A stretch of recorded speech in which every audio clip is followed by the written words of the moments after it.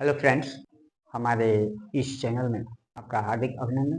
तो आज मैं आप लोगों को त्रिकोणमितीय मान का जो वैल्यू होता है उसको कैसे हम आसान तरीके से याद रख सकते हैं। यदि याद नहीं है तो आप कैसे उसको ज्ञात कर सकते हैं एकदम आसान तरीके से। तो इसके बारे में आज चर्चा किया जाएगा। तो त्रिकोणमिति में जो मान होते हैं 0 डिग्री होते हैं, 30 डिग्री होते हैं, 45 डिग्री होते हैं, 60 डिग्री और 90 डिग्री।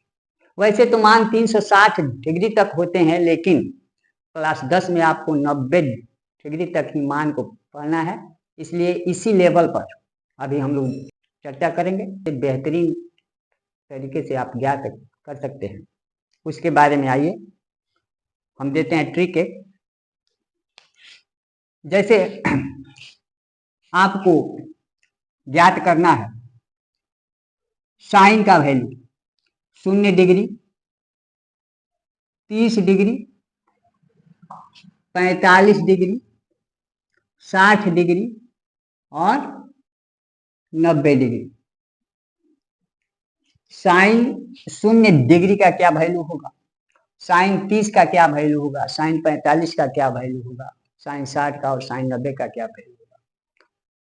तो चलिए पहले हम लिख देते हैं 0 से 4 तक का अंक लिख देते हैं, 0 1 2 3 4 और सबका बट्टा आप 4 लिखिए, 4। उसके बाद आप इसका रूट निकाल दीजिए, ये आपको साइन का वैल्यू प्राप्त हो जाएगा।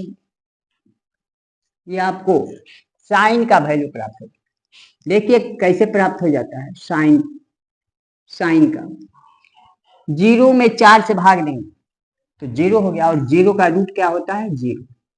तो हमको मिल गया साइन 0 डिग्री का वैल्यू 0।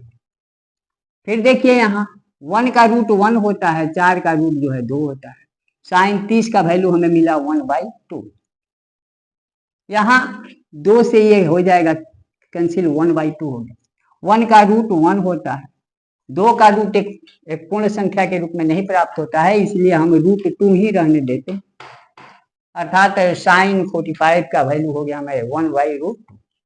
यहाँ 3 का रूट एक पूर्ण संख्या में नहीं आएगा तो √3 रखेंगे, और 4 का रूट जो है 2 होता है। हमें साइन 60 का वैल्यू मिल गया √3/2। ये 4 से 4 जो है 1 में कैंसिल होगा, और 1 का वैल्यू रूट जो है 1 होगा। इस प्रकार से हमें साइन का वैल्यू प्राप्त हो गया, और रटने की आवश्यकता नहीं है। सिर्फ ये याद आप रखें कि 0 से लेके 4 तक अंक लिखें, सबका बट्टा 4 करें और उसका रूट निकालें, आपका साइन का वैल्यू प्राप्त हो जाए। अब कॉस का वैल्यू यदि आपको ज्ञात करना है, एकदम सिंपल बात है, उल्टा लिखते आइए। कॉस 0 का वही वैल्यू होगा जो साइन 90 का होगा, 1 हो गया। इधर से लिखते आइए, कॉस 30 का वही वैल्यू होगा जो साइन 60 का होगा, अर्थात √3/2 होगी। फिर इसका साइन 45 और कॉस 45 का वैल्यू सेम होता है, 1/√2। अब यहाँ साइन 30 का वही वैल्यू होगा जो कॉस 60 का होगा, 1/2 हो गया। कॉस 90 का वही वैल्यू होगा जो साइन 0 डिग्री का हो गया, 0 हो गया। अब आता है टैन का बात।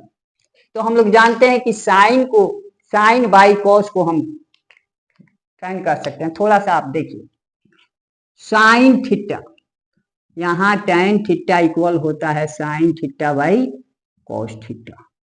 अर्थात साइन के वैल्यू में कॉस के वैल्यू से भाग देंगे तो हमको टैन का वैल्यू प्राप्त होगा।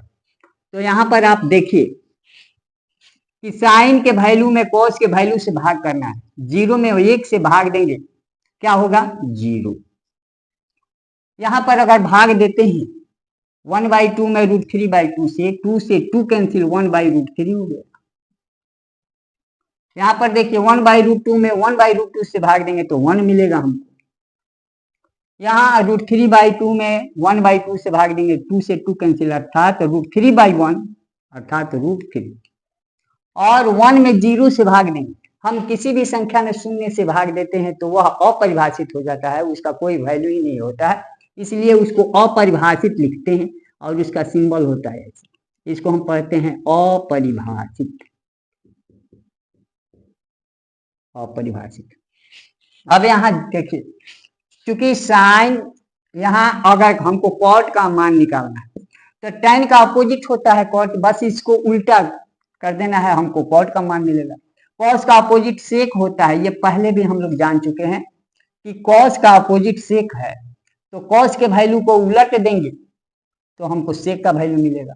साइन का अपोजिट कॉसेक होता है, कॉसेक, तो साइन के वैल्यू को उलट देंगे, हमारा कॉसेक का वैल्यू मिलेगा। जैसे हम देखते हैं यहाँ शून्य का उल्टा क्या होता है, शून्य का उल्टा होता है अपरिभाषित,